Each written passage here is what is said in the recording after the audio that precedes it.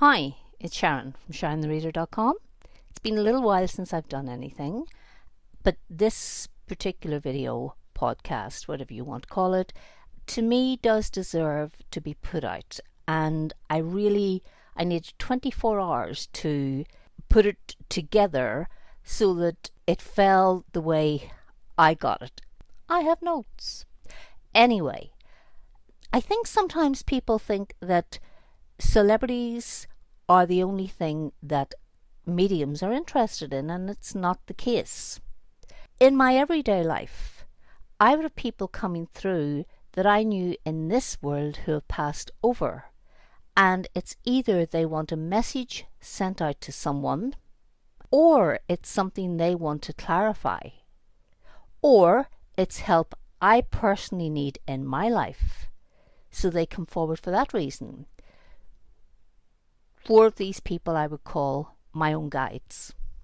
And some people can laugh at that. Yes, I need 4 guides. But I'm going to make this light because the subject matter is heavy. And it's a subject that I have no understanding of at all. But it's a person that I did have great respect for. And I'll tell you how I came around. Because sometimes I think my videos come across cold. Maybe I'm wrong there, but I always feel that they come across clipped and cold, and they never come through to me cold. And if you knew me as a person, I'm not cold. But what happened was, Prince seemed to be trying to come through. And we weren't getting anywhere. It was like 2 people who did not have any understanding of each other at all. And perhaps at a later date we will. But just directly after that probably 2-minute attempt of what he was trying to reveal to me, a very soft voice came through, and it was Stephen Hawking. And I'm going to tell you a few things about my views on Stephen Hawking. My views on Stephen Hawking is I could never understand, I could never and never did have any interest in science. My love was always in literature. That's what I spent my time learning, was literature. So whenever it came to science, it's like maths. I mean, I hate maths. I absolutely always hated maths. In school, forget about it. Had no interest. Basics, that was it. Science, way out there.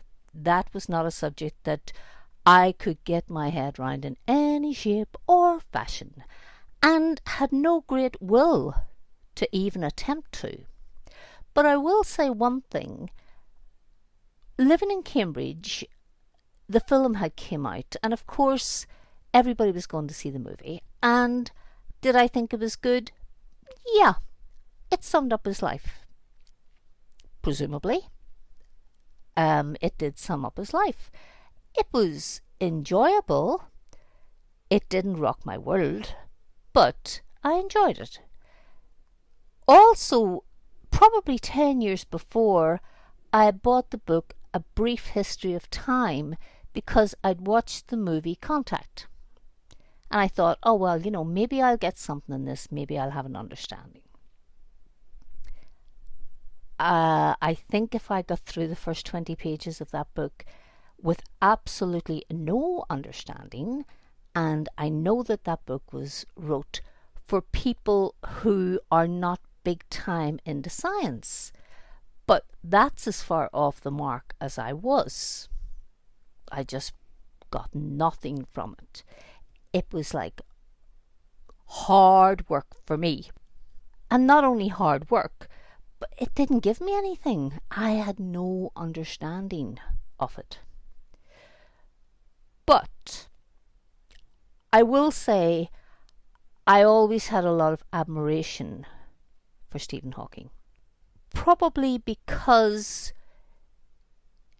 the odds were so against him that the fact that he kept going and the fact that he was so open-minded on that subject and so driven by it, that you couldn't help but admire a person for the excitement that he could generate around the subject. So, yes, there was a great deal of respect for the man. Anyway, this nice, soft voice came through, and he introduced himself as Stephen Hawking. And then he started to talk. And he said, you know, he says, if you just look there. So, you know, I'm lying with my eyes closed, because as you know, it always happens in my bed. So it wasn't like look up at the ceiling, but it was like, you know, if you just look up, in my mind's eye, I'm looking up. And he says, do you see these? And they were actually like little blue wires, and they were going everywhere. They were crisscrossing, they were overlapping, they were going in straight lines, you know. And this was, it just looked like threads to me, but a bit bigger than a thread. So I'm going to say like a wire, very thin blue wire. And he said, do you know what that is? And I said, no, I have no idea what that is. He says, that is energy. He says, isn't it fascinating? And it was fascinating. Because often I do, if I'm doing a reading, I will talk to people about energy. But I've never seen what it would look like. And he said, this is energy. And I thought, oh wow, this is energy. This is amazing. So anyway, he then said, look here. And there was these, because there was more than one, there was quite a few of them, small orbs, right? And these orbs were moving around. And he said, do you know what that is? And I said, no, I have no idea. He says, watch, just watch. And one of them just exploded. You see, he says, that is what creates other things in your world. And I said, oh. And then he said, and look here. He says, this is really cool. And I thought, that's a strange thing for Stephen Hawking to say, this is really cool. But anyway, I looked, and there were these other orbs, and they were probably twice the size of the small ones. And he says, watch when they explode. And he said, hold on. And one of them kind of like went whoosh, and they just shatter, right? And I says, oh, and what do? He says, they create other universes. And I says, okay, that's fascinating. So the thing was, to me it was fascinating, because I would say we have the world. This is my knowledge. We have the world. We have people going into outer space. We have the universe. The universe, to me, has got to be vast and unending. But to create other universes was, I could not get my head around that. That was something I couldn't get my head around. But it was fascinating just watching it. You know, these little blue lines of thread all over the place, and then these, and to me, if you were looking at colour, they were like the colour of pewter, you know, like a muted silver. That was the small ones, and then the larger ones, which was only about probably twice the size, they were also pewter, but they were the ones that created the universes. So I thought this was really amazing. And he says, you think, he says, that in this world, you know, there are new things. He says, there is nothing new in this world. Nothing is new. Everything has always been here.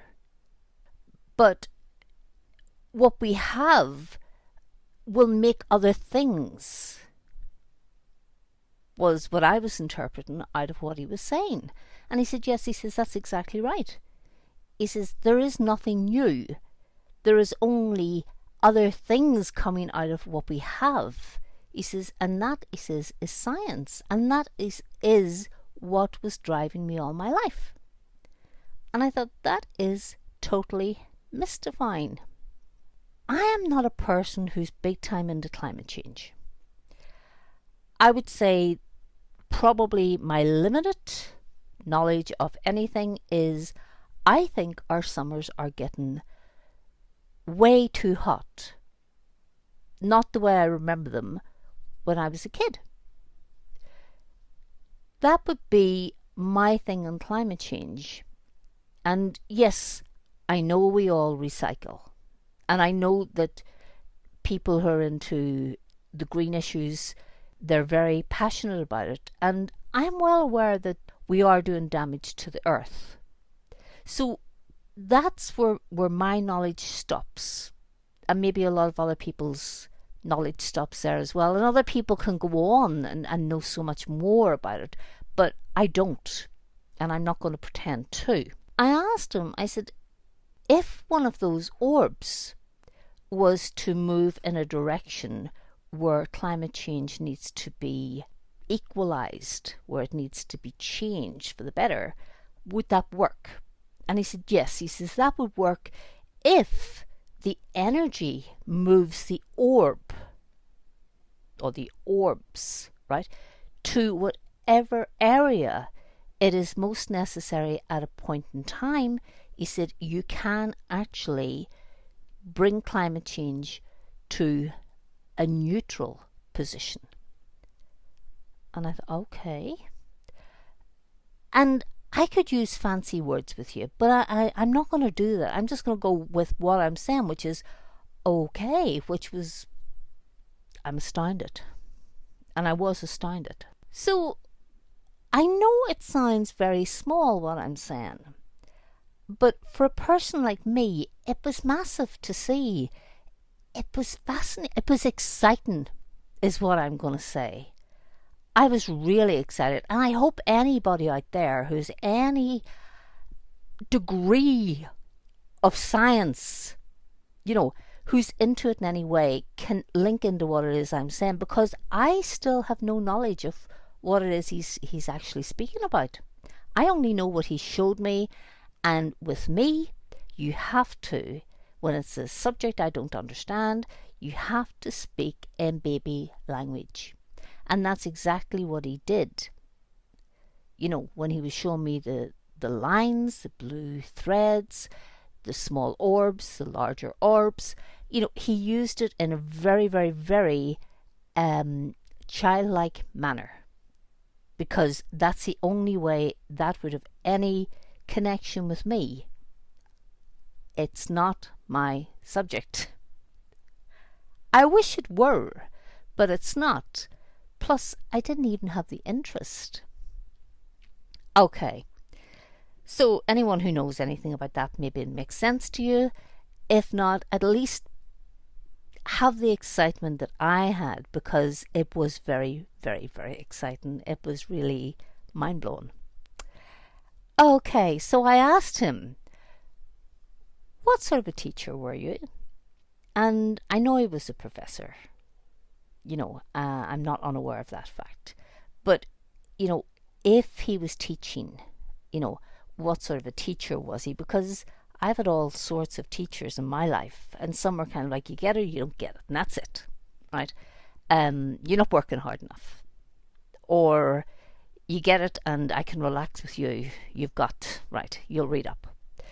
And he said, basically, as far as he was concerned, if the person was willing, and if the person didn't get what he was saying the first time around, then it was always worth it to keep trying. And he said the thing with words is, again, he says words are limited. He says, so there's only so many words you can put together to try and make a person have a better understanding of exactly what it is you're talking about. Now, this has obviously got to be people he lectured, people he taught. This, this is not me being taught baby language, okay? But he was probably very right in there are only so many words that we can use to say anything, to communicate anything. And his thing was, if the person was willing, if the person was interested, and if the person was working hard enough, then he would compile as many areas of knowledge and words to make that person have a better understanding, because he thought it was valuable. He thought it was always valuable for another person to have the viewpoint that he was trying to put across, so that they did not lack the knowledge that he was trying to give them. So we then talked about his illness, and I didn't want to talk too much about the illness because it just didn't seem to be a subject that I wanted to go into with this man. But I was saying about, the fact that obviously he wouldn't have sat down to dinner like the rest of us. No, the thing was, he says, what you're actually talking about is just simply nourishment and fluid. No, all I had and all I needed was enough nourishment in the body to keep it at a certain weight and enough fluid so that there was no dehydration. He says, that sounds strange. He says, when you're used to sitting down, eating your dime bar, which actually is what I've been addicted to for this past couple of weeks, these dime bar things. Don't buy them. I need them and I want them. And they're a limited edition. But they're very tasty. So he was saying, this is something you look forward to. You enjoy that.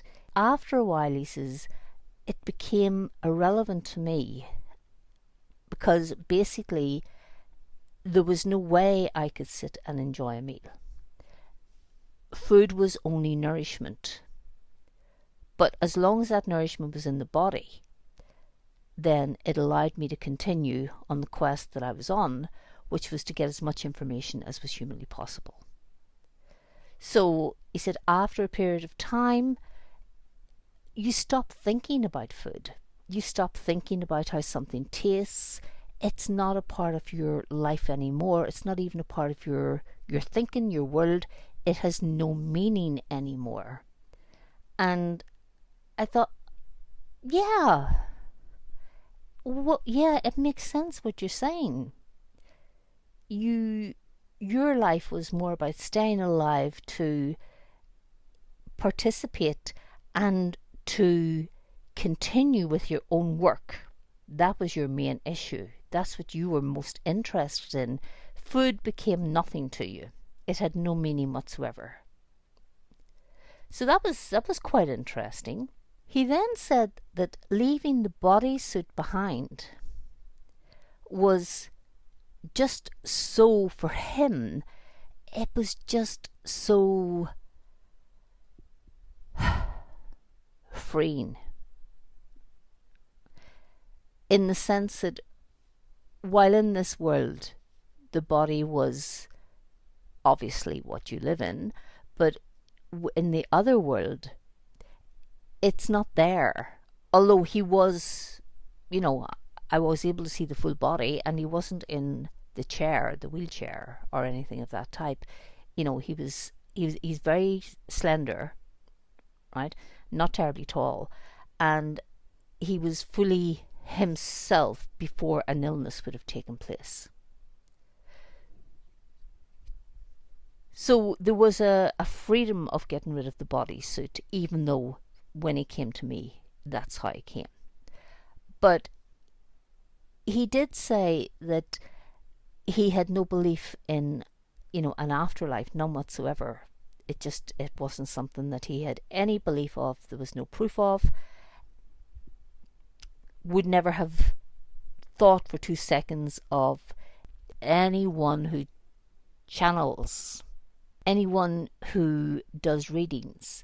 He said, I wouldn't have given a second thought. He says, it was just rubbish to me. He says, but, he says, while I say that, I will also say that in another way, it wasn't rubbish. Because there was something that I think is possible for a human being to link into. He said, so, although I would say it was nonsense, I also had to make room for the fact that we don't know everything. And you have said in the past that you don't want to know everything. And I said, that's true. I don't want to know everything. I don't want to know how you read. I don't know what that is. I don't know where it comes from. I don't know how people come to me from the afterlife. I don't want to know those things. I'm happy just the way it is. And he said, that, he says, is the thing, he says, that probably would have interested me most, is that there are people who will channel, who will read. He says, there would have been an interest as to where that came from. Was it something in the brain, or was it something that they were picking up on an energetic level? He says, so I would have laughed at what you do. But, he says, at the same time, there would have been an interest in where it came from, or if it actually was real. And I thought, fair enough. I respect that. The other thing he did refer to, and this is true, he said, the day after my death, and I said, yes. He said, a lot of people, he says, put flowers and signed a book outside the college where I taught in Cambridge. And I said, yeah. He says, and you signed the book and you put flowers down. And I thought, I don't remember. Yeah, I did. That's right. I did sign the book. And then, because it was something I'd forgotten. But I do remember the flowers. And I'm going to tell you something really funny here about the flowers, right? And it was, flowers were laid just at the door. And I'd went to Marks and Spencer's, and I was looking at, and I wasn't looking for a wreath, and I wasn't looking for a bouquet. I was just looking for a bunch of flowers. So, normally I would go for, they're like little tiger lilies. They're tiny, right? But they really blossom beautifully. Normally that would be my thing. And I was looking at those. I was looking at carnations, and I kept coming back to these white roses. And I was saying to my son, why do I keep coming back to these? This is not the flower. You don't put things like this. It should be something different. This is not a flower I would pick. As a matter of fact, I don't particularly like roses. They're not a flower I would ever buy. So, no matter what I was looking at, I kept coming back to these white roses. And eventually I just thought, buy them. Just buy the white roses. So I did. I bought the white roses. I went up to where the college is, and I just set them at the door. And I walked away. Said a prayer, walked away. And the day of his funeral, which my son had went into Cambridge to watch, Cambridge was out in its hundreds and thousands that day. Obviously it was one of their own. And I was watching it on TV. And it was not a sad occasion, I have to say. But you knew you were looking at the end of something that was wonderful. And it was like a light that had been blown out. And I did want to see it. But I was working that day, and I was working on a psychic line at the time. So I couldn't go. And watching it on TV was lovely. It really was lovely, But when my son came home, he said, Mum, did you watch it? And I said, I did. And he says, did you notice, he says, the top of the coffin? And I said, no, I didn't, because no camera had zoomed in far enough. He says, Mum, he says, it was covered, he says, in white roses. And what I know from death is that usually when you see a funeral, it's usually white lilies people put on top of the coffin. It's not white roses. So, a few things did fall into place at that point. And I knew that when I was choosing those flowers, that I knew he kept bringing me back to them. And I knew that that's why I ended up buying those white roses that day. I knew that the day I bought the flowers. I knew I was being guided. But I knew that this was a man who had no belief in an afterlife.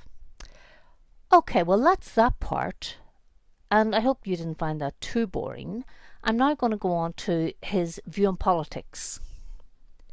So he was quite vocal on politics. He said that he had no belief in Brexit. He would have been a Remainer. My thought here was, I actually thought that Stephen Hawking had died before the referendum. So he said, no, he says, I absolutely had no belief whatsoever, he says, that Brexit would ever be valuable for anyone. He says, least of all, he says, the science community. He says, because at the end of the day, he says, science is a worldwide thing, he says, and people need to be able to congregate, if you like, and knit together to achieve what is important. Not, this business is in trouble, or I want this, or I want to travel there, or I want this passport. This wasn't his thing. His thing was a worldwide view. And he said, I have no belief whatsoever in the Conservative Party. He says, and he says, I'm looking at Mr. Johnson, he says, and I am not appreciating what I'm seeing. So that did take me by surprise, because I thought the last thing in this world that Stephen Hawking would have had any interest in would have been politics.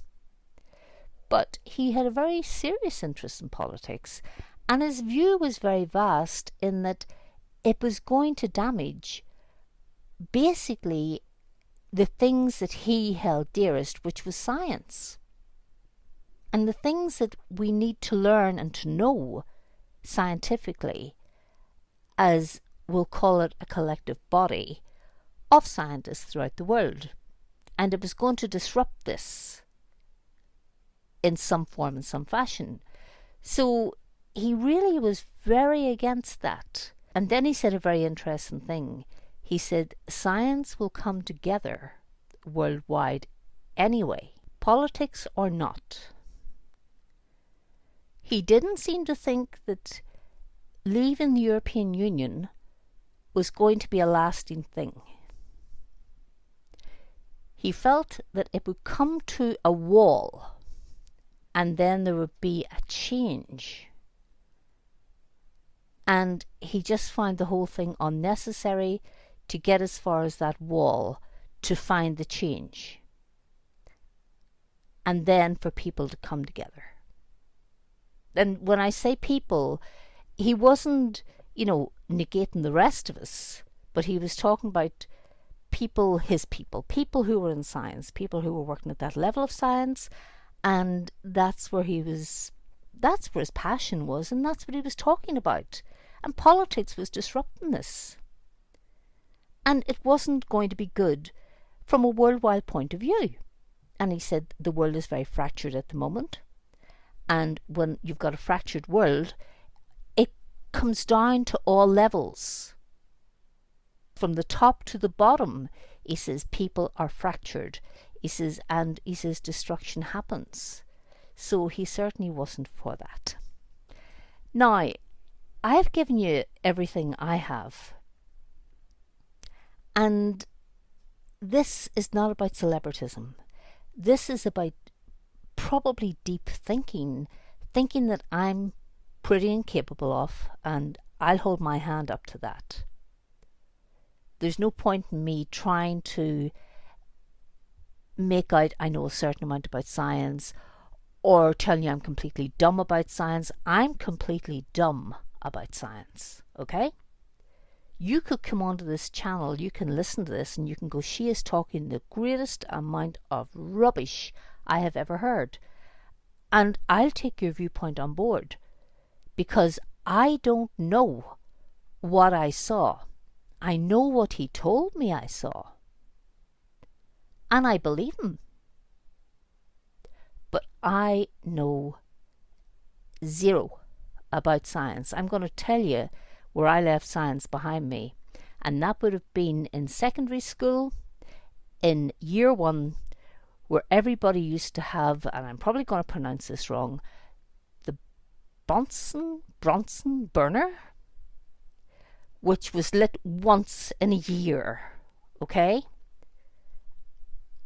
Beyond that, I whittled my time away doing nothing, because I had no understanding of it. So, I hope you find this a little bit interesting. Personally speaking, I find it fascinating. I find it educational. Exciting was the word I would use. The excitement of it was just something else. So, I hope you enjoyed some of this.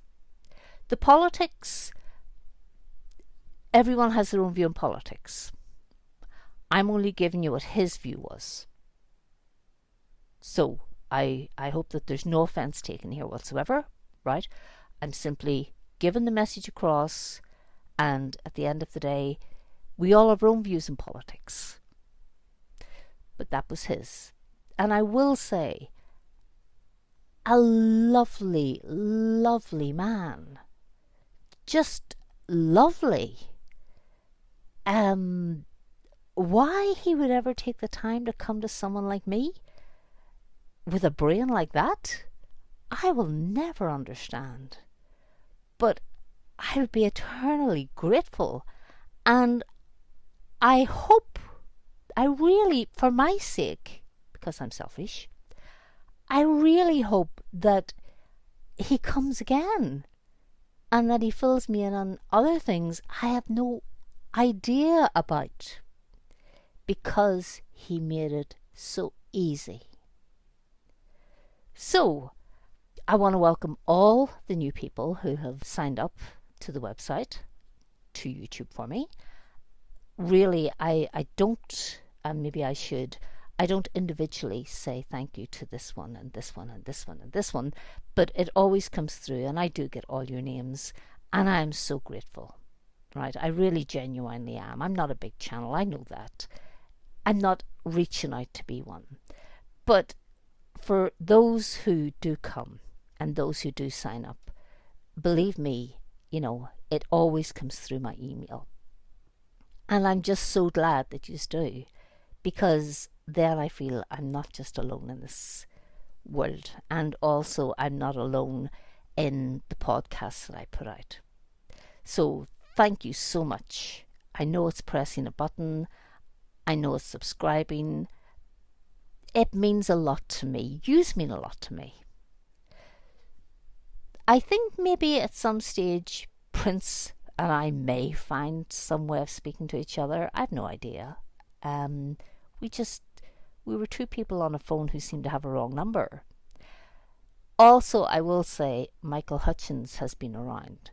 A man I know very little about, and his only thing that he really wanted to speak a lot about was actually Polly Yates, who I do know a little bit about, because I know she was married to Bob Geldof.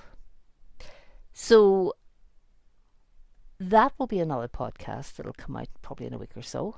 I always say that and I never seem to get around to doing it, but I will try and get it out as quickly as possible. And I just want to say thank you, and I hope you are all well. I really hope that everyone stays very healthy and happy, and take care of yourselves, take care of each other, You know, in this world, we don't have much more than each other. So take care. God bless. Know I'm thinking about yous, and we'll speak again soon. Bye.